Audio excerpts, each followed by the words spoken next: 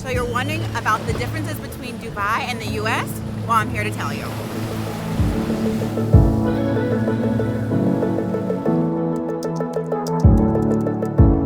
US versus Dubai. Let's get into it, and I'm going to try not to be biased, but you guys already know how I feel. Number one, let's talk cleanliness, because that is first on my list.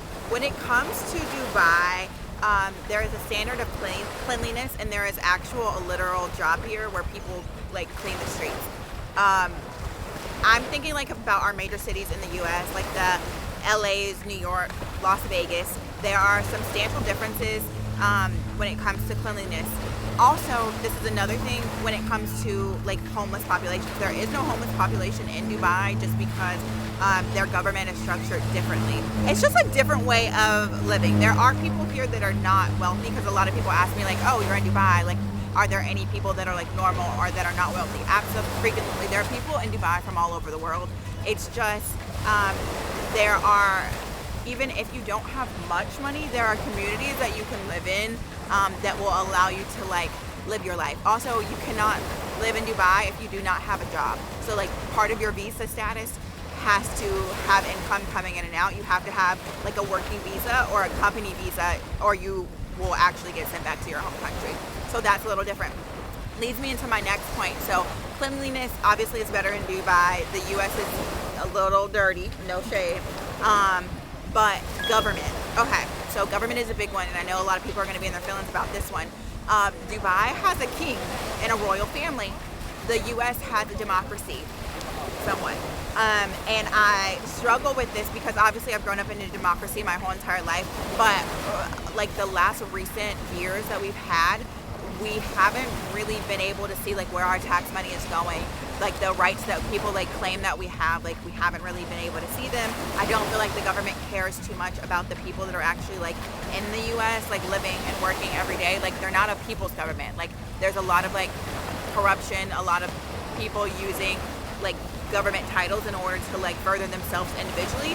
And in Dubai, there's a lot of things that go on in like the government sense, but it's more like a sense of duty. There's obviously corruption in every government, so let's not sit here and paint like Dubai as like the perfect government. But since there's a royal family, there's not really people that are trying to like fight to get to the top, because it's not possible. Like the royal family is the royal family, and they govern their country based on like their religious beliefs.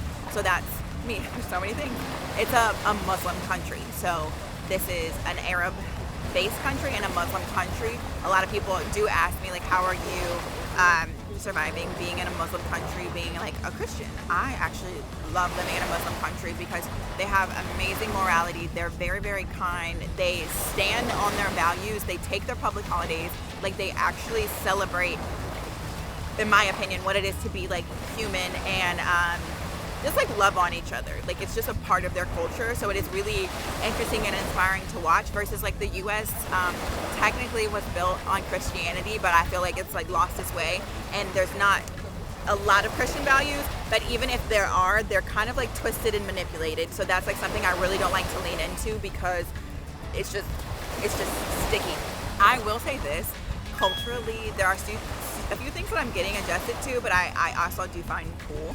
In Dubai, you can legally take up to 4 wives. It depends. You have to like prove that you can financially like provide for them. But I think it's so cool. Like when I'm walking around the mall and then I see like the families with like the 4 wives, and you can tell, like it's just like, oh, that's so cool. Which brings me to my next point: cultural diversity. Like there is like, America's known as the melting pot, but there's a very like, and again, people are gonna be mad. I'm so sorry if you don't like this, whatever. But there is a very clear white supremacy air in the US. Like it was a country that was colonized by whites, and they want that to be upheld. Over here, this is genuinely what I call like a like utopic melting pot. There are people from everywhere around the world.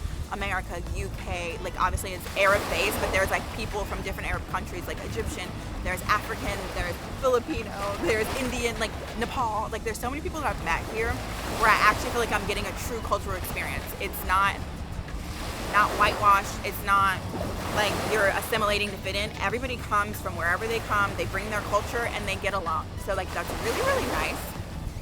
if you're looking for diversity, and I don't have to worry about my kids being the only other. That really, really helps me with Laura going to school or Laura playing.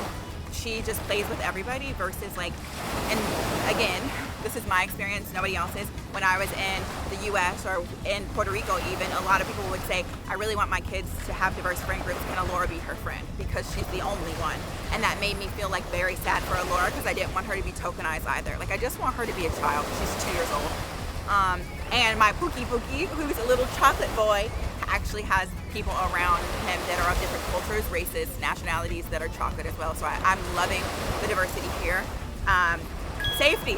Safety is a priority here because since the government is so serious about their rules and their laws, safety is like top.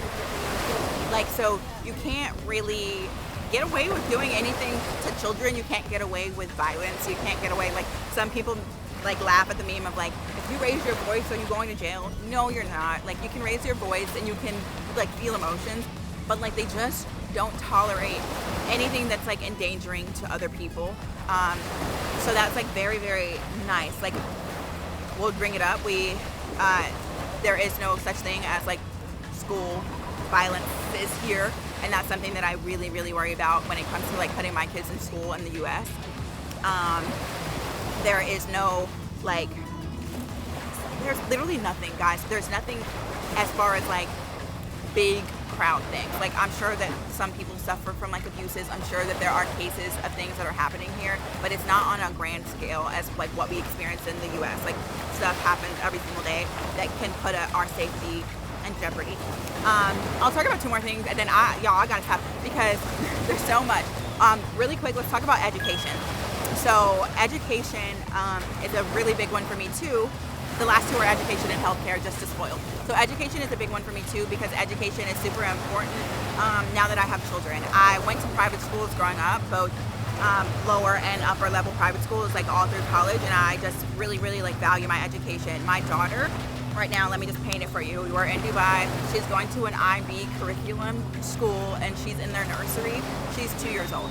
So IB curriculum translates to basically Ivy League feeder schools. So anywhere around the world you can go to an Ivy League school if you go to like through IB curriculum.